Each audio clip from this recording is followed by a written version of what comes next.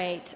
Nick Ebert will soon be a UNL computer engineering graduate. His passion for the food moved him away from computers towards kitchen gadgets. He will discuss his interest in the role that food plays in our life and bonding with friends. So please welcome Nick Ebert.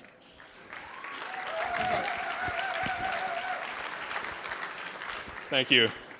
Everybody hear me all right? It sounds all right. Let's get this going. All right, like she said, I'm Nick Ebert. My presentation is titled The Humble Chef, and it's really about my passion for cooking. I want to focus on passion more than cooking, so I'm not going to bore you with recipes.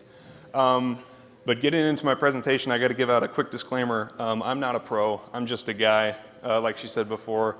You know, I work with computers, so cooking is pretty hard for me, but I do really love cooking, and I think you guys can really love something too if you put your mind to it. But to give this talk, I really wanted to talk about something I'm passionate about. So cooking really drew me in 3 ways.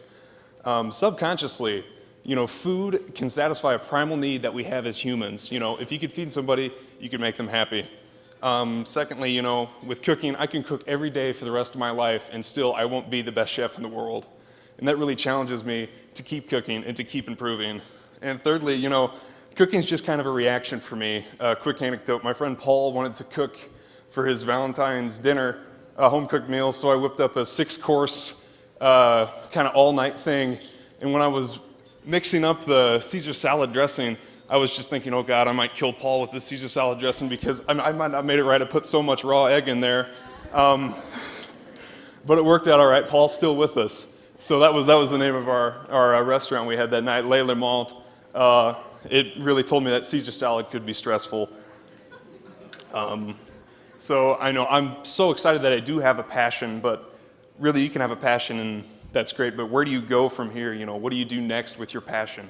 And so I decided over the month of April to apply my passion with cooking. More specifically, I wanted to be more healthy and save money by cooking more often. And so all these pictures, by the way, are me in the kitchen. I wouldn't go in there when I'm cooking. But more specifically, details around this. I normally cook about 3 nights a week. I bumped that up to 5 in April, and I used the same amount of groceries every time.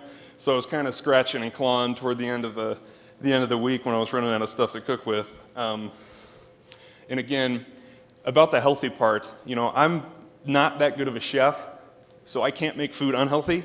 If I could figure out how to make it unhealthy, it might taste a little better, and then I can get into the restaurant business. But, you know, I can keep it healthy since I'm not very good at cooking.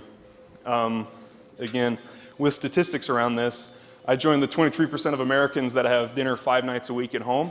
And since I am under 45, just barely, no, just kidding, I am twice as likely as my parents to cook at home.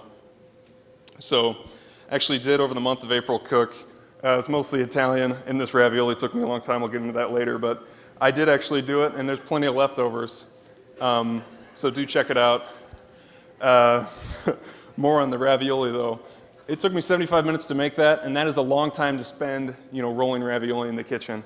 So that's kind of my higher end in time with cooking. But I can make, you know, fish tacos in 20 minutes, so that's not bad. But average, I'm about 40 minutes. And with groceries, saving money with groceries is difficult, especially if you're going to try and eat healthy. So for 2 people, in the month of March, we spent about $300. In the month of April, we spent about $300. So we're right on par there. One thing, though, we did not go to restaurants as often. March is actually $200 for 2 people eating out. I got the statistic wrong, but in April, we're at about $150. So if we just stick on the straight and narrow and not go out, I could really, really sell this saving money idea. One thing over the month, though, I did grow tremendously. It gave me a chance to create, you know, something that we all need to do as humans. And my example of this creation is the calzone. I'm a big Italian cooking fan, and one night I was making pizza and I had a little dough left over. So I just kind of made up a little pizza, folded it over, rolled in the sides, and jammed it in the oven, and I had a calzone, you know. It's as easy as that. So the next time I did it, I rolled the dough too thin and the calzone was destroyed. So again, it gave me a chance to fail. You know, I learned throughout this that it's never too late to find a hobby. You know, cooking is fun, even if you're bad at it like me. You know, you don't have to be good, but what you do have to do is try. You know, you have to apply yourself. I had a hobby, and with hard work and a touch of structure, I learned, I grew, and I had a whole lot of fun doing it. That is the end of my talk. I wanted to thank you guys for coming out. Hopefully my passion for cooking can inspire you to get that passion for knitting or for collecting baseball cards or anything. Just go home and find your calzone. Thanks a lot.